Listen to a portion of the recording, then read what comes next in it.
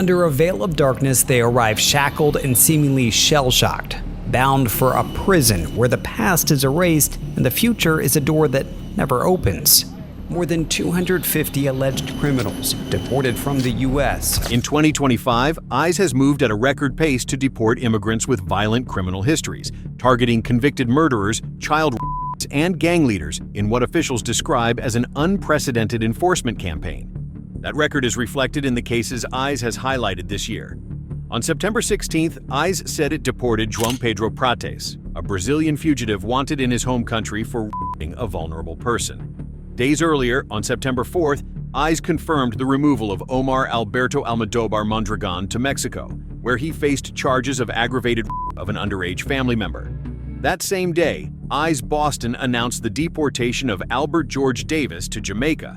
Jamaican authorities had issued a 2020 warrant for and sexual with a person under 16. A U.S. immigration judge ordered his removal on March 4th, and ICE confirmed he was transferred to Jamaican officials on August 21st. High-profile cases were also confirmed in August.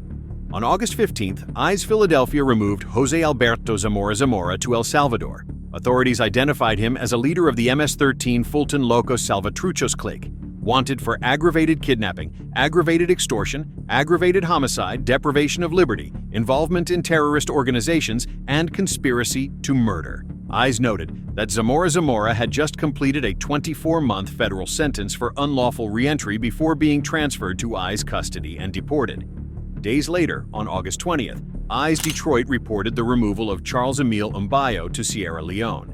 He was described as a suspected human rights violator and former high-ranking member of the National Provisioning Ruling Council of a 1990s military junta. According to ICE, Mbayo had been taken into custody on June 30th before being placed on the removal flight.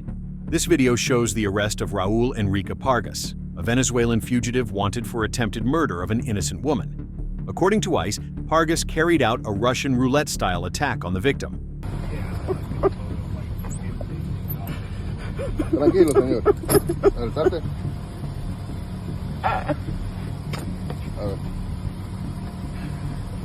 Just put a belly. I have some belly chains over here. These headline deportations were only part of ICE's broader enforcement picture.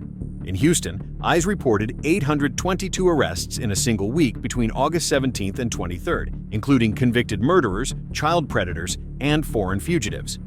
The 822 arrests stood out not only for their scale, but because many involved repeat offenders who had already been deported multiple times. One of them was Alejandro Perez Miramontes, a 54-year-old from Mexico who had been deported 12 times and held 8 convictions for illegal re-entry, along with additional convictions for robbery, burglary, larceny, trespassing, and evading arrest. On August 22nd, officers arrested Manuel Ivan Castillo Estrada, a 36-year-old Mexican national deported on 3 separate occasions. His record included a conviction for alien smuggling in 2011 and another for assaulting a minor in February 2024.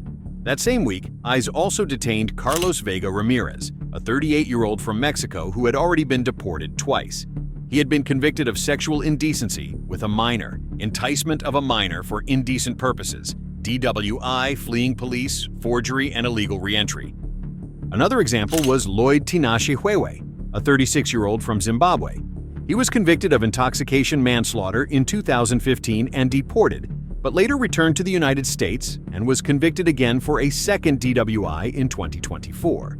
ICE reported that in total, 330 of the 822 people arrested had prior removal orders, and at least 112 had already been deported and re-entered the country 1 or more times. Those figures underscore why deportation remains a politically popular issue. Polls show overwhelming support for deporting immigrants who have been convicted of violent crimes. An APNORC survey found that 65% of Americans strongly favor such deportations, and another 18% somewhat favor them. There is also broad support among people across the political spectrum, with majorities of 79% of Democrats and 89% of Republicans in support. If you want to, for example, the DHA law enforcement has made over 5,000 arrests. Who are these people?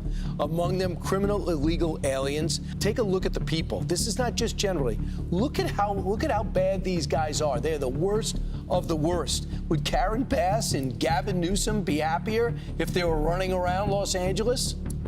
They would. Murderers with force, convicted of kidnapping. These are the individuals that people are apparently taking off work or just enjoying their unemployment to protest in the streets. These individuals are who Alison Spanberger claims is a misuse of resources that are tearing apart families. This is horrifying, and anyone who protests against this, any elected official that tells you this is who they are enjoying having margaritas with. Based on ICE's internal memo, they're going after people who already have a criminal background, and for the most part, it checks out. But arrests aren't just limited to those cases. There are plenty of examples where ICE has picked up people with no criminal record nor prior convictions, just people who ended up on their radar.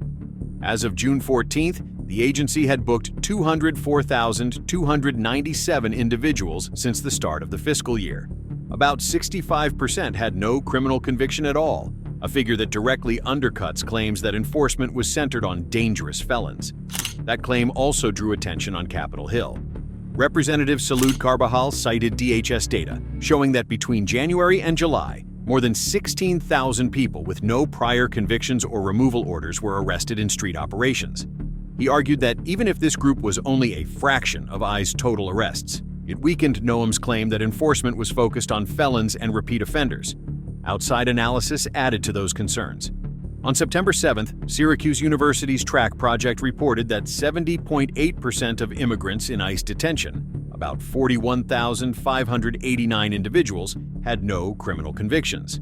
Researchers noted that many of those with convictions were tied to minor offenses, such as traffic violations. The courts soon echoed those concerns.